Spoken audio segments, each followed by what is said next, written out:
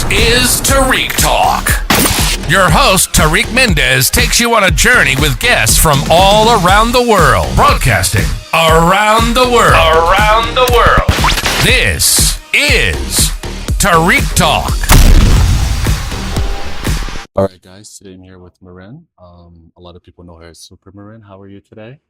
I'm very well. Thank you so much. Glad to have you here today. Thank you so much for having me at your beautiful studio. I'm so excited to talk about all about your work, creative process, and all that. Before we start, can you share your Instagram account and your website, please? Absolutely. My Instagram is Supermrin. That's SUPERMRIN. And my website is www.streetlight.space. That's STREETLIGHT.SPACE. Perfect, thank you.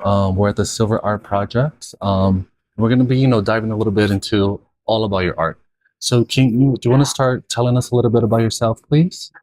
Yes. I'm originally from India. Okay. I moved to the US in 2015. So I can't believe it's been 10 years Oh, wow. this year. It's actually my anniversary. Oh, congrats. Thank you. And I spent about a decade practicing architecture in Delhi before I moved into fine art. So in all of my work, you'll see a lot of connections, both in terms of tools and materials, but also in terms of conceptual critiques of modernist and contemporary architecture. Wow. And I was in grad school at the San Francisco Art Institute, and I was working pretty large scale, pretty sort of like immersive installations. I was doing a lot of pretty complex mold making. I was working with very toxic materials, rubbers, polyurethanes, wow. that kind of stuff. And I just wasn't feeling, there was like something was amiss. And it was actually during the pandemic that I didn't have a science background at all, but I started to experiment with and participate in a community of open source material scientists. And I started learning more about biology, and that eventually led to the kind of work that I make now. And so the move from architecture to art has been a big part of my personal and professional journey. Also, the move from India to the US has been a really interesting experience. I've been fortunate to have traveled pretty extensively within the US. I've lived in San Francisco, I've lived in New York, and I've also lived in Ohio, in Cincinnati. And I actually teach sculpture and interdisciplinary practice at the University of Cincinnati presently. So I don't know, there's been a geography and place is such an important part of my experience, both with architecture and with art, and having this opportunity to really understand different cultures, different places, being embedded in different communities, I think has been sort of the narrative unfolding of my life, which I don't know how that happened, but I just get to engage with a really diverse range of people through my experience. Oh wow, that's amazing. Thank you for sharing that. You said you were an architect. How did you make the switch from architect to artist? And were you always an artist, like growing up? Were you always like drawing and sketching? I was always an artist. And actually, when I was 2 years old, so we come from a small farm in central India, in Madhya Pradesh. My grandparents had a sort of a small piece of land where they had mango orchards, and I would spend summer holidays in the fields learning and working with the women in the fields. And my mother, in those days, sort of languages was one of the few ways that Indian women could sort of travel and study and experience. So there was a lot of jobs as like translators or teachers where they could still raise families. And so my mom, when she was 17, she got a scholarship to study in Paris. and she learned French, and then she eventually went on to become a French teacher. So when I was 2 years old, we lived in France for about 4 years, and she was studying African writers writing in French. So how they use the French language for the decolonial movement in Northwest Africa. But she spent so much time in libraries, like at various museums. And so when I was really young, it was just the most incredible experience to be able to understand art pre-verbally. So I was too young to actually intellectualize it. And I would just have these, and I remember them very vividly, like seeing the fountains outside the Centre Pompidou and just being mesmerized by the movement, the form, the sculpture, the scale. And I think the rest is sort of history that never really went away. I was always interested in design. I never thought it was art per se, and I never had the intention of being an artist. But I was always a creative person, and I was always interested. I love to visualize things, and drawing was sort of like the base practice that I've always had through my life. It's amazing. And do you think those early experiences kind of have like maybe subconsciously helped you to become like the artist you are today in a way? Definitely. I feel like in my life, the museum actually saved my life. There was a lot of various challenges in the family, in society, in sort of being immigrants at various points of my life, that I think for me, art and ideas and these objects that I saw around me gave me a sense that I could do anything, and we could be anything, and that there was something outside of the sort of like the rigid or narrow views that sometimes society imposes on women in India, and on just on us, that we impose on ourselves in general as well. Absolutely. And I just want to go into your work a little bit. Do you think like those, you said like the, you know, like being on the farm, and like I'm guessing you had the experience to like touch things and play with things and like, you know, divulge and everything about like the eco stuff. Do you think that has kind of like influenced you in a way, like to how you were a kid, like playing with all of that, and now you're kind of like, because I saw that you use grass to make a few of your sculptures. Do you think a little bit like it's like a full circle moment that you had that experience and now you're able to kind of like, you know, touch a little bit in that and then use that for your sculptures today?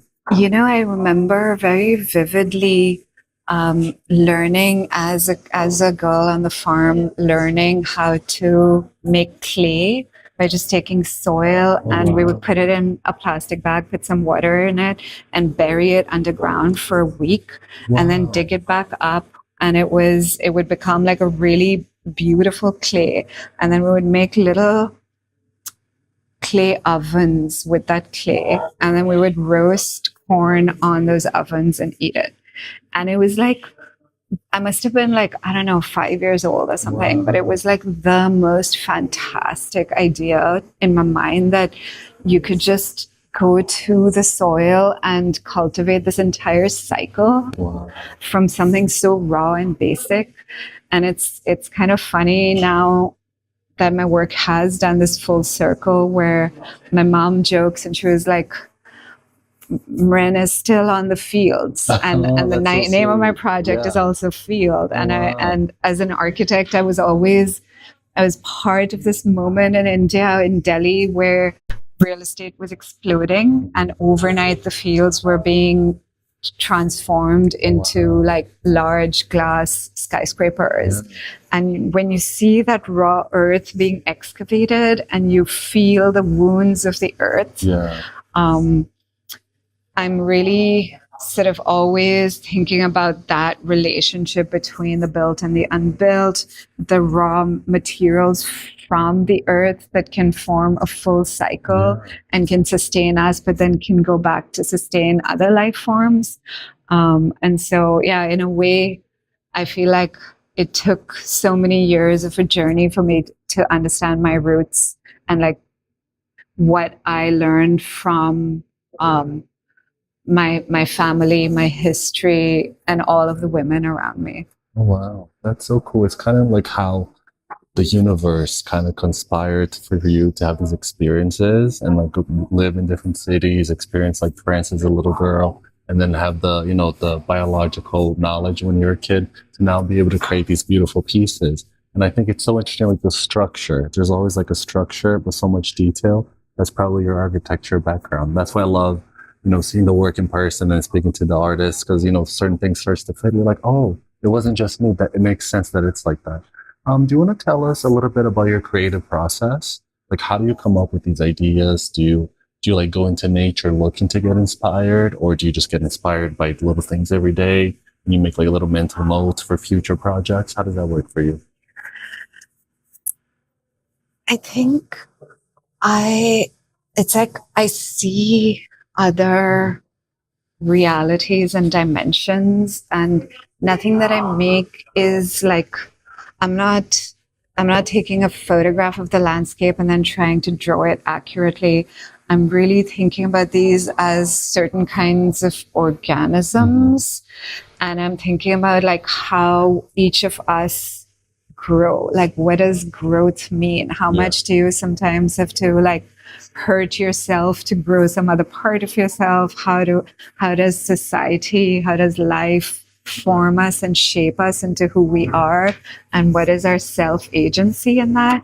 And so if you look at my sculptures, there's always some sense of like something grew itself. There's like some kind of artificial intelligence, not in the way we think about it today, but there's sort of like a different intelligence, a non-human, or maybe more like primitive intelligence at play. And so I feel like the images just come, and once I start, it's sort of, I embody that creature, and I'm thinking about like, how would I grow? How could I grow? And that's how the pieces make themselves. There's a lot of layers and building and layering and layering. And so just in terms of technically to explain what you're actually looking at right now, because it can be confusing, especially in an image. This, for example, is a tensile structure made from fallen maple trees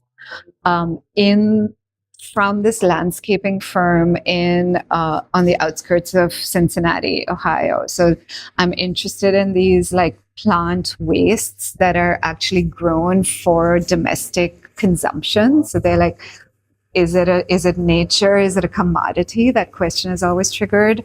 And then I make these interior sort of like skeletal structures from those plants.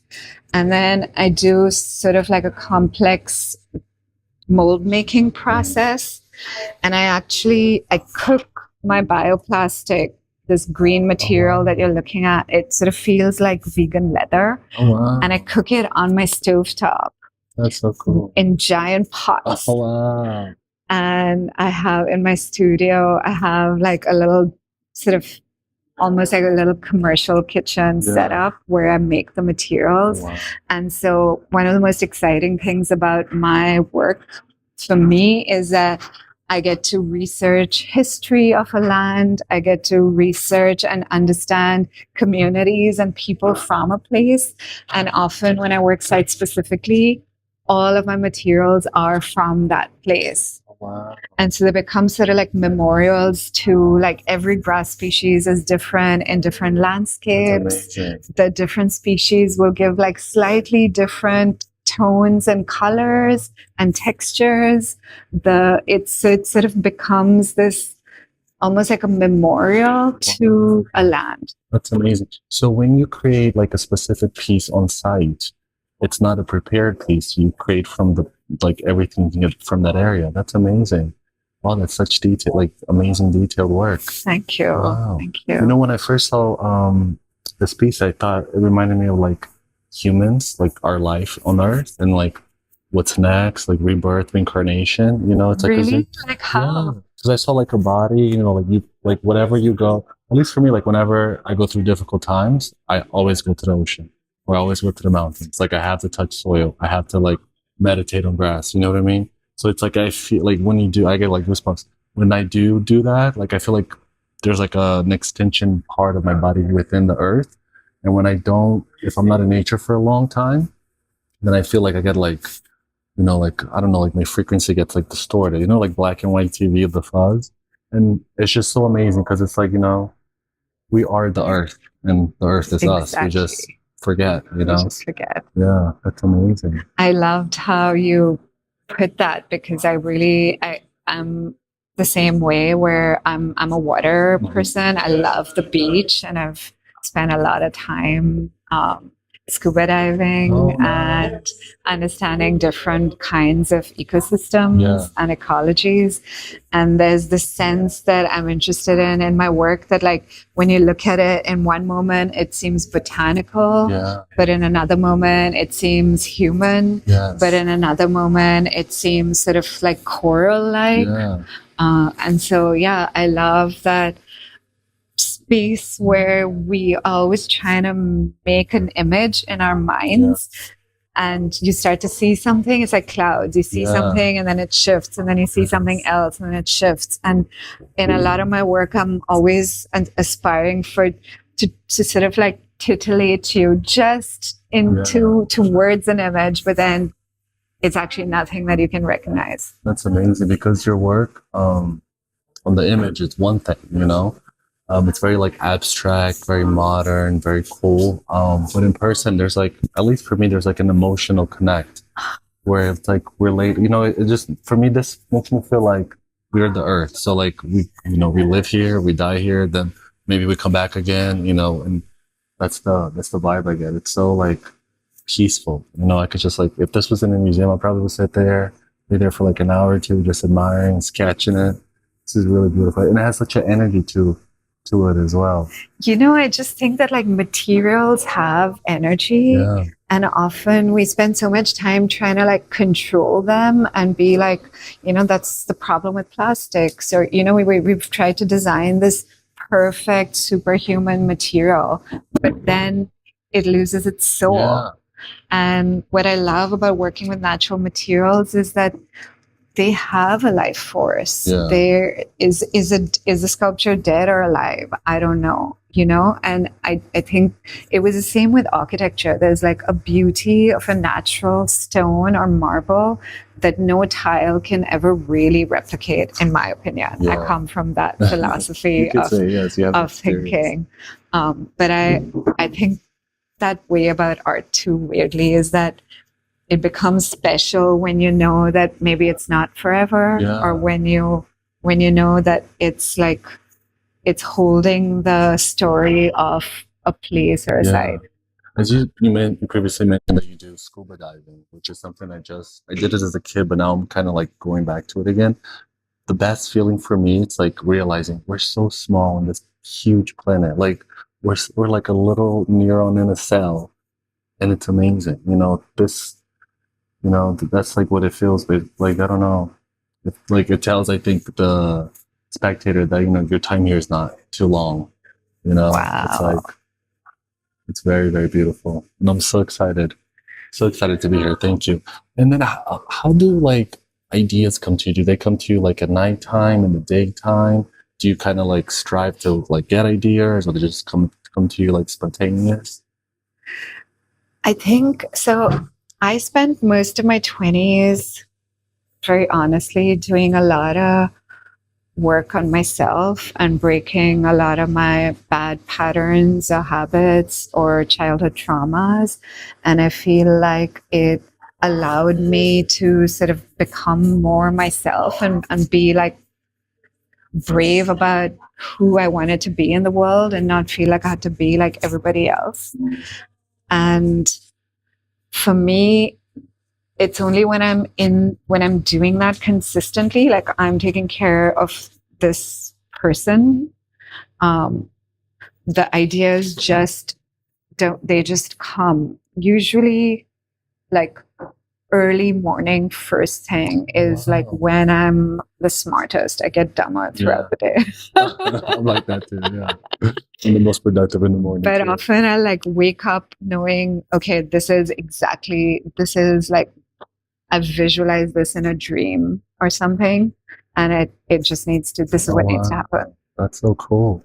And then are you able to like remember the idea, or do you have to write it down, or otherwise you forget forever? Like, are you an artist that's able to remember it? Or do you have to like I quickly find a remember notepad? the feeling of it, even if I lose some of the details. I often just remember like a sort of a starting point. It's never the ending point. And I think that's the beauty of materials, is that I can start with my imagination, but it is like the pushback that the material gives that actually makes the work more interesting than I could have conceived. Yeah. And so I think for me, that image is like the starting point. And then once I start, it's like what you said, it's actually just about like, I'm often thinking pretty ritualistically about like, how do I transfer this energy force into this material, and how is it giving me that energy force back? Yeah. So I think that like without materials, it's like a castle in the sky. Like the material gives that response that makes it tangible on the earth. Oh, wow. And then when you think of like a sculpture design and you start to create it, does it come out exactly as you plan, or is it like a very organic, spontaneous process where you kind of let, you know, the branches that I saw you use sometimes, do you let that like take you like on a journey, or you kind of like strict because you're an architect and you have that background, the way you like, you want it to look how you want it to look like, or do you just enjoy the process? I mean, it's a bit of both. Especially for larger scale works, you need to be pretty organized when making large scale sculpture or architectural scale work. This piece, for example, the base of it was actually modeled on Rhino on 3D software. So I actually use a lot of pretty complex computer-aided design moves as just for like the mold making process of the work.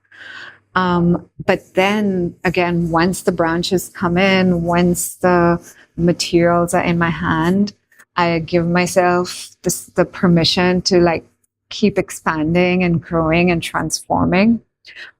So yeah, it often starts very precise, and it's more, I would say, more than like trying to be precise throughout. What I'm really trying to do with material research, with structural research, within all the areas of the R&D for my work, is more about setting up a system where I can have flexibility through the process as I go.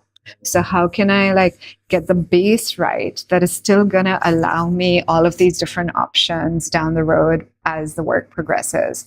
A piece like this, for example, took me about like 2 months to make, which is a pretty long time. Like I don't make a lot of pieces every year. I make maybe like, if I can do 10 or 15 pieces in a year, especially at this scale, that's like pretty ambitious for me, because there's like many parts of the mold making and sort of like complicated moves, and then cooking the grass and getting the materials and working with communities. So it's sort of like, it is very process oriented. And I feel like if I have the right process, the outcome is the right one. Yeah.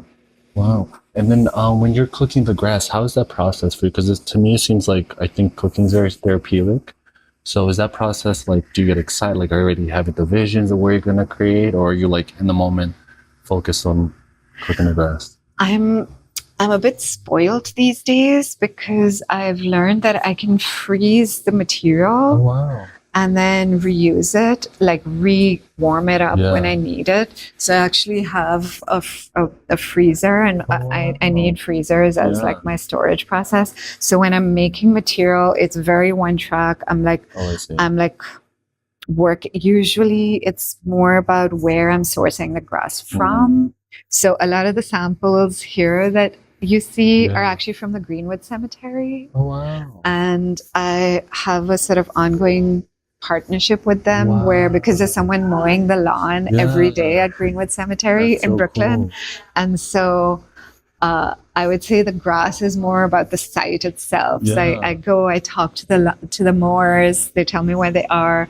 I take bags, and as they're mowing the lawn, I'm like having conversations with them and like collecting some of the waste clippings that they're gonna send away, and then taking them to my kitchen. And then first I have to like boil the grass to get rid of any of the toxins. Then I wash it actually in my washing machine. No way, you can do that? Yeah, way. I double bag it. I use nut bags and then like the laundry bags on top of that. So it smells like gold. It comes these thin, beautiful, like cellulose fibers. It's like such a precious material. That's so cool. But it takes like 2 days to make a batch of grass. So it's you just have to do, one step after the other. You can't rush any of it. It's sort of like you're working on a cauldron with fire, so it has a little bit of that like witchy vibe, but it's much more grounded than that because it smells of a farm the whole time. So it's like a weird process. I have a question, just me being nosy. Sorry if it's too much, but you said that you grabbed this from the cemetery. Do you like cleanse it with like sage? Or, I actually do have, I use a lot of natural essential oils. Okay, so it takes the bad juju away. But I think of it more as like a good it's like, because it's like literally the circle of life. It's the circle of life. So cool. And it's like that gratitude for the abundance of the earth. That's so cool. I was like, because my next question is going to make sense, but hearing you talk about like, learning about your work, I was like thinking to myself, I was like, wow, when I die, I want her to make a sculpture out of me if that's possible. And that would be so cool to like, that's, I know it's like a wild thought, but it's really cool. No, I've actually had other people request this from me, is that they would like to be like buried in a sort of like a bioplastic pod, and that then the materials decompose with the bodies. And I think it's really, a lot of people are doing like more sustainable forms of burials than coffins, because wood just takes so long to decompose. Absolutely, but it's like funny that actually I get that question quite often. Because I was like, this is so cool for like, your family to come, meditate, talk to you, have like a visual, just look at the ground. And is there like if you could do any project in the future, not worrying about budget or any restriction, do you have anything in mind that you would like to do? I'm actually like working towards, I'm like working on a bunch of proposals, so fingers crossed for me. But from the onset of this body of work has been this desire in me to work at architectural scale, outdoors, in a landscape where the sculptures become a rewilding tool for a sort of like a traditional lawn. And so a site like a manicured lawn or a golf course or something like that or like a sports stadium where they're actually trying to rewild the landscape and plant new species of plants and ecosystems. And so, in my vision, I do outdoor large scale works that as the art decomposes, there's seeds inside and it triggers new things to grow. And so you could imagine this with like some leaves growing from some parts and some parts breaking down. Fabulous. When I first saw your work before I saw that you were an architect, I did see like a structural like frame to it. And I thought, oh, maybe, perhaps she had some knowledge in that. But I also thought like, how they do like for Art Basel, they do a collab every year. I thought like, once I learned that this is like biodegradable, I thought maybe like this kind of like taking over a skyscraper, like a fungus type. And then the part that's on the ground, you bury it. And I thought, like when I learned that you're an architect, I was like, wow, that would be such a cool thing. It's like this takes over in the skyscraper. You know, I mean, it's such a dream. Like even these arched pieces back there, I often see these like huge windows, arched windows in buildings, and to be able to take over the entire facade of a building with every arch having the grasses and trees sort of taking over a concrete site. That would be like a dream come true. Yeah, because like when I first came in earlier today in the studio, I thought, oh my God, these like blown up, like, you know, 4 or 5 floor like height with the shadows and the sun going in between. Oh, it would be like phenomenal. Thank you. You know? I also think that it's a question of resolution. So like trees of different scales and sizes, because I'm incorporating grass and trees, the natural tendency would be to go to a specific scale or size, you know, so like to be able to use full size maple trees and make a sculpture from that. So cool. And like, oh my God, I just like thinking now, you traveling around the world doing these installations, like fitting, as you said, you take the source from where you are. That would be so cool.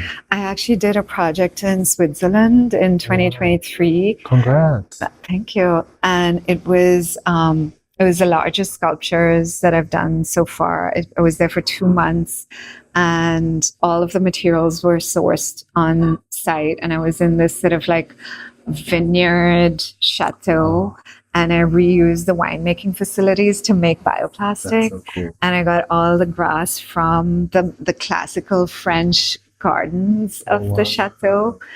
And 1 week before I got there, I mean, it was extremely tragic. And there was a freak tornado that blew down, razed 150,000 trees. Oh my gosh. In the city where Le Corbusier was born. Oh my God. And it was sort of a climate change related freak hurricane. Yeah, because I was going to say Switzerland doesn't have it. Doesn't. It was like, it was devastating. And so I got there. It was so sad and freaky to see this devastation. And I pivoted the entire project to account for that and sort of participated in the community cleanup for all of that.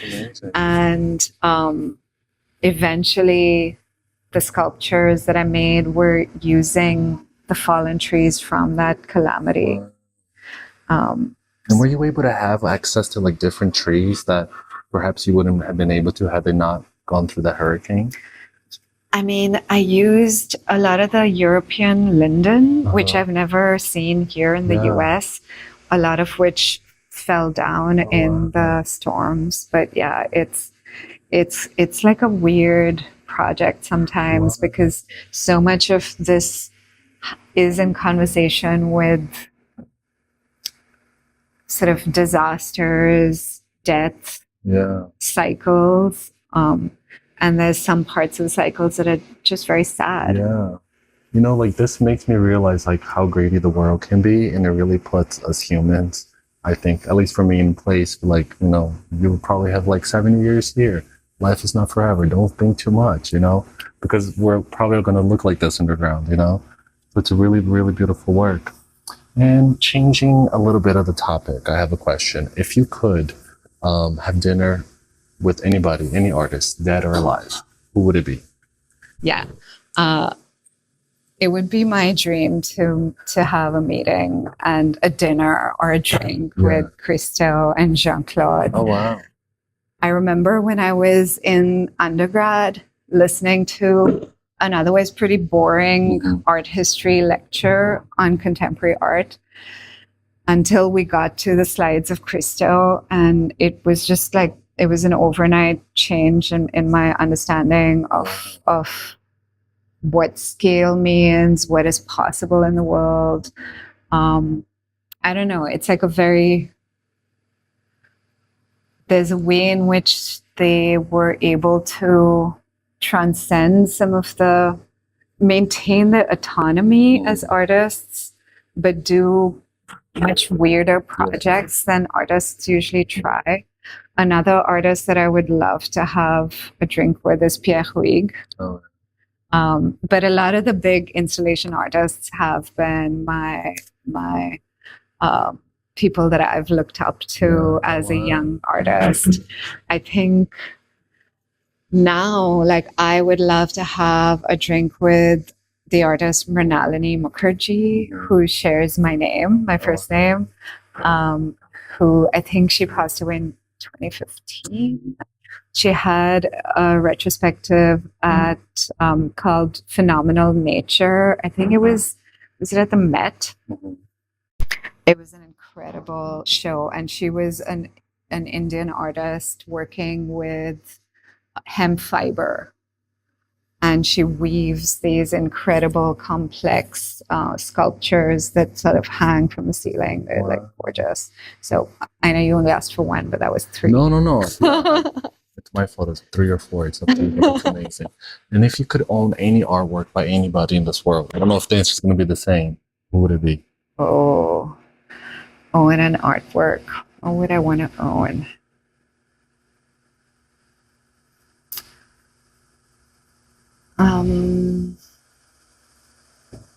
I've never thought about owning work because I feel like work should be seen by everybody and belongs to the museum.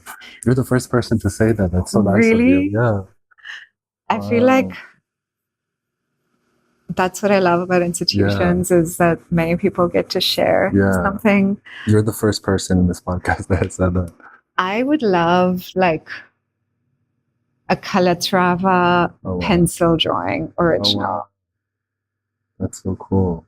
Yeah, Wow. I would love any architecture blueprints, and I love that too because then you're not owning the actual work. The work is out there for the world, but you get to have like a little part of that. Yeah, that's so cool. That's so sweet of you. And then, speaking of the future, do you want to share any projects or future projects you have coming up? Yeah, I'm working with an organization called GenSpace, which is essentially the world's first community biology lab. It's in Brooklyn, and I've been a member of the community for a pretty long time now, since the start of this body of work. And a lot of the community there has helped develop my materials in different ways and provide a lot of feedback and support. And so I'm actually working on a grant right now with them, with the Anonymous Was a Woman Environmental Art Grant, to study my recipes and develop a spec sheet using different scientific testing methods, so that I then have a full data sheet on like exactly what is the composition, the chemistry, the strength, the biodegradability, the light fastness, all of the sort of still unknown components of this material. And I'm working towards a solo exhibition next year at the Western Gallery in Cincinnati, Ohio. Upstairs is going to be the artist Diana Al-Hadid, who is like a huge inspiration in my work. I love her work, and so it'll be an honor to have her upstairs and have this solo exhibition downstairs. So yeah, it's going to be a whole new body of work, and that's keeping me pretty busy in the studio these days. But I'm also simultaneously developing those outdoor protocols for the outdoor sculptures. In your day-to-day life, are you always getting inspired by your surroundings, or like are you able to kind of like, let's say like tune out the noise and just like focus on your task? Or are you like 24 hours, like would you describe yourself as a creative, like you're getting inspired by little things and getting ideas here and there? It's hard to tell. Yeah, definitely. I think conversations, I think being here with all of these artists that are incredible artists around me, being in the studio and having those moments where we like look at each other's work and we're like thinking or talking together, or like, I mean, the view that I have in the studio right now is just so phenomenal. And there's just something about even today, like sometimes when it's sunny, all of this will be like backlit, all of the work, and it looks incredible. But even on a foggy day like today, that quality So of the much light mystery. Yeah. is so powerful. Yeah. I think, yeah, there's who knows where everything Yeah. comes from, but there's always something invigorating about the world and about Yeah. experiencing new experiences. Especially you. Yeah, and I think for me, travel is like a fundamental Yeah. part of how I've learned how to be a person and how I've learned other ways of being, that just like what my parents taught me is not the only way, or Yeah. that different cultures have such different ways of processing the world around them. Oh, wow, that's beautiful. And I feel like, you know, like this time in your life, it's like the universe put you here for a specific reason, you know. I feel like you're so in tune into, as you said, like frequency, energy. Now you said you did so much like self-work in your 20s. So I feel like everything, it's like leading up to now. So I Thank you. definitely hope, oh my God. I have ADD, as you can tell, but like, you know, as we talk more and more about your work, I'm thinking like, oh my gosh, you should do something in the Amazon. That would be so cool. Could you imagine you going there, like, because it's like endless possibilities, you know, with all the material there, it would be so, so amazing. But to circle back here right now where we are in the Silver Art Projects at the Four World Trade Center, how has this residency program been for you so far? It is so wonderful. I mean, Gregory, who's the director, is just wonderful. He's sweet, supportive, always a champion of all of our work. There's 24 artists in the cohort, and it's a year-long residency, which means that we just get to hang out and support each other. We go to all of each other's openings and exhibitions and show up. They also bring in a lot of visitors, curators, directors, collectors, other artists to studio visits with us. And I have not talked to this many people ever before in my career in terms of like a professional angle. And I think that's one of the greatest benefits, is just how many conversations I'm having every day about my work and about other people. That is actually like, I don't know, it just makes you think more, and it brings in ideas that I may not have to begin with. But yeah, I've loved this experience. I've loved being here. I love both of these drawings have been made in the studio here. Okay. And so just having this beautiful light and being able to get into that meditative space and state has been wonderful. That's so cool. And are you an artist that you like the interaction, like when you're working? Would you prefer to kind of like tune out the world, start your artwork, and then finish it? Do you enjoy like that interaction from like different people, hearing what they see from your work? I love the interaction. I feel like my work is made to be seen by all types of people. I don't make my work just for other artists or just for like books. I make it for people, and I feel like the goal of all my work is to move you and to allow you to experience yourself. So I'm very conscious in my work that you're looking at the work, but you're actually looking at yourself in a way that you get some kind of feeling of moment to just be able to be yourself. So yeah, my work is always made for people to experience. That's amazing. It was definitely a self-reflection for me. And then how are you in the studio? Like when you come in, are you able to get to work right away, or do you need to like meditate, have a coffee, read a little bit, and then dive in, or are you able to just like jump in whenever you feel inspired? I need my coffee. A double espresso doesn't hurt, right? I need like everything to be right. I need my coffee. I need my space to be clean and organized. It's funny because like I need everything to be very well organized so that I can do work that's very messy and chaotic. But I'm actually like a very organized person. Like all of my tools will be labeled. Everything needs to be like properly arranged in its place for me to really start working. But then once I start working, I'll make a mess. Oh, that's beautiful. Thank you for sharing. All right. Thank you so much for being with us, letting us come into our studio. It's been such a pleasure hearing all about your work. Do you want to just share your Instagram and website so everybody can follow up and keep track of your creative process and future opening projects you may have? I would love that. Yeah, my Instagram is Supermrin. That's SUPERMRIN. And my website is www.streetlight.space. That's STREETLIGHT.SPACE. And yeah, I'm very informal, so like feel free to reach out. And I do more stories than posts sometimes because it's nice of how they go away. Yeah. And I know social media has its challenges, but it also is such a nice way to connect with people. So I actually do use it quite a lot. That's amazing. Thank you so much again. I had such an amazing time here listening to all of your work. Thank you so much again. It's been a pleasure. Thank you so much. I love talking with you today. And you two have this like incredible presence and calm. And I can tell that, yeah, you're like